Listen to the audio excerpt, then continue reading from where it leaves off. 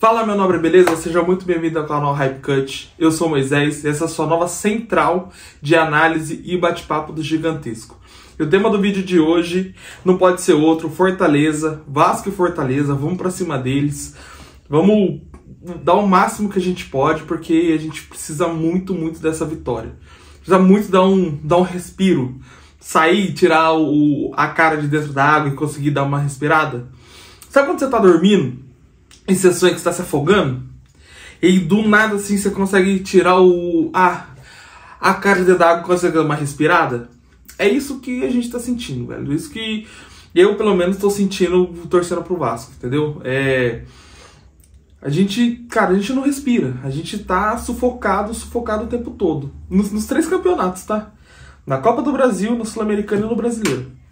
Só que o Brasileiro é o pior de todos. Então a gente precisa que dê certo. Precisa que o esquema do Diniz hoje dê muito certo mesmo.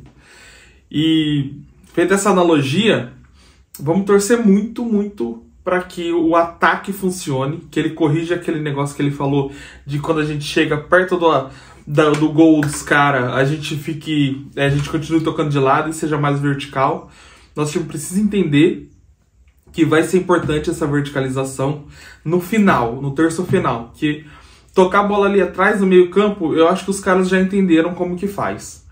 Ali, saindo no meio do campo, Coutinho, Tietê, Paulinho ou Jair, ou Hugo Moura, que seja, algum desses caras, esses caras na verdade, acho que eles já entenderam que a gente precisa ali naquele espaço.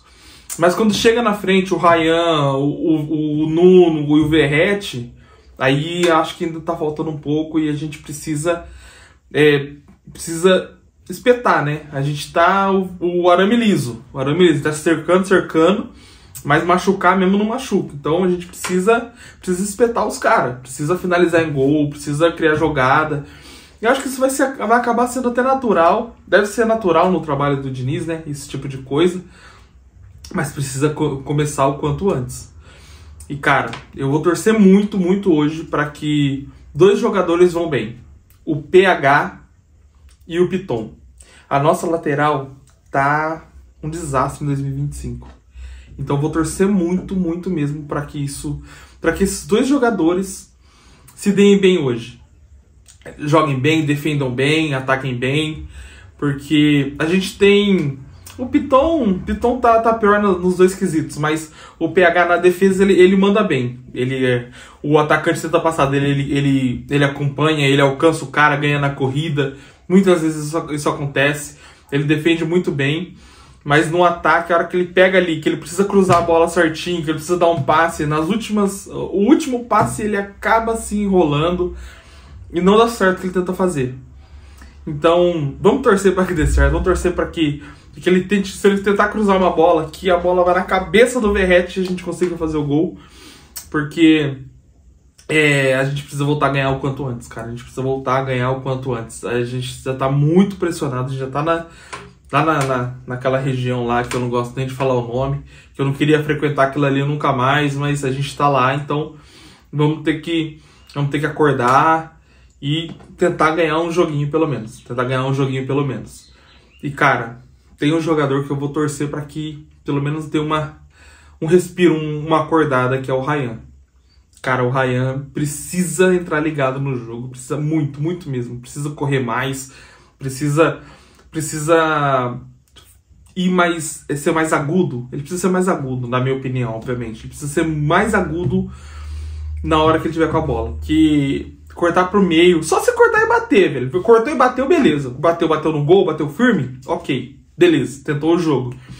Mas pegar a bola, prender, cortar, já tem dois na marcação, já tem dobra de marcação, acabou o jogo, acabou a jogada, ou ele volta ou ele perde a bola. Então, ele precisa ser mais agudo. Cara, vai dentro da área, dribla o cara dentro da área, que a área protege o atacante, entendeu? E ele tem capacidade, tem habilidade para isso. Então eu acho que ele deveria conseguir fazer isso mais vezes jogando. Eu acho que ele precisa fazer isso mais vezes. E para falar agora de um assunto muito chato, eu não sei se o Diniz não vai desculpa, a palavra fugiu aqui, não vai preservar o Hugo Moura. O Hugo Moura teve um problema na família, né? Acho que a esposa dele perdeu o filho que estava grávida. Então, cara, imagina a cabeça do cara como que tá hoje. Deve estar a mil a cabeça do cara.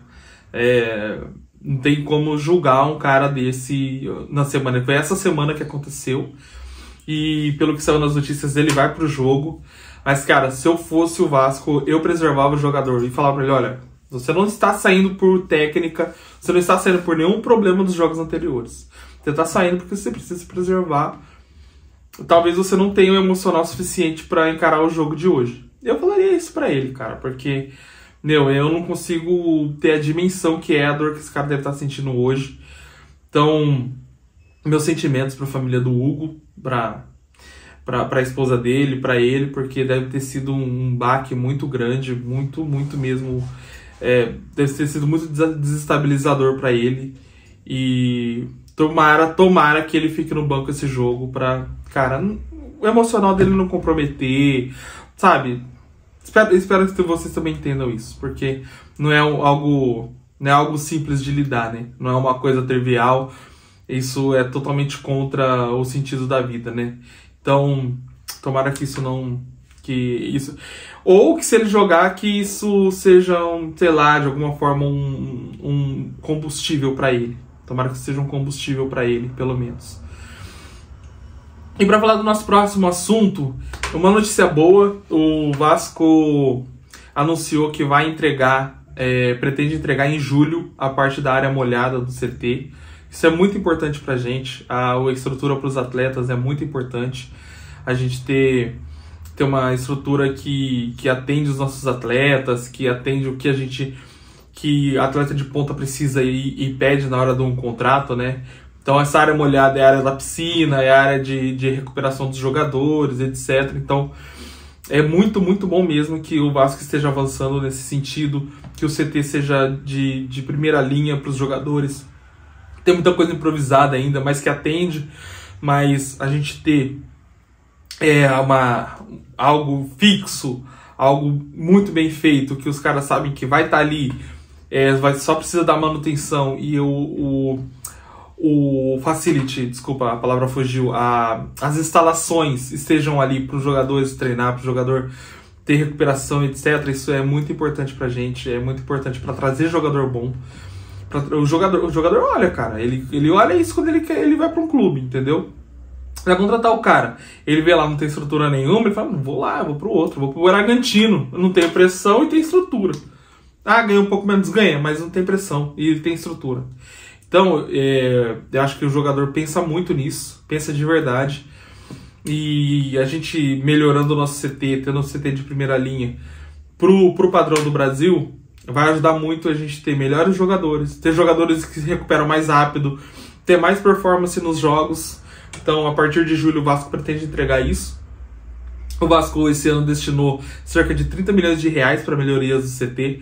É um baita de um valor para a melhoria do CT, principalmente considerando o nosso orçamento.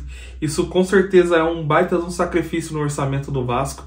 A gente precisa acabar elogiando, sim, essa ação do Vasco, porque não é todo mundo que faz, não seria todos os presidentes que teriam coragem de fazer isso. Se tivesse 30 milhões, ele ia jogar no jogador boa e acabou, e o jogador sai daqui 1 ano, sai daqui 2 anos e o dinheiro foi embora, basicamente. Então, você conseguir, né, ter a competitividade e ainda assim melhorando sua estrutura é muito importante mesmo. Então, vamos torcer para que também tudo dê certo, seja entregue tudo no prazo, seja tudo bem feito no nosso CT, que a gente tenha um CT cada vez melhor para os jogadores, para treinar, para se recuperar, para se desenvolver, para ter mais performance nos jogos. A gente tem menos jogador machucado, menos jogador cansado, menos jogador desmotivado, que isso também pode acontecer, né? E melhores jogadores também, jogadores mais habilidosos e etc. Então, vamos... Isso é louvável do que o Vasco está fazendo. Parabéns mesmo para a gestão fazendo isso. E, cara, se você chegou até aqui, meu muito obrigado. Deixa seu like no vídeo. O seu like vai entregar o vídeo para mais vascaínos. Então, isso vai ajudar bastante a crescer a nossa comunidade aqui no YouTube.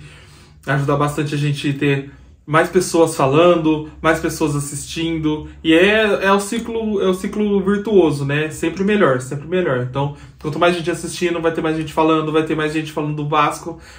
O Vasco vai aparecer mais nas redes sociais. Eu não tô falando só do meu canal, obviamente, o meu é pequeno, mas de todos os canais grandes do Vasco que isso acontece. É sempre bom você dar o like, você comentar. Então, meu muito obrigado pra você.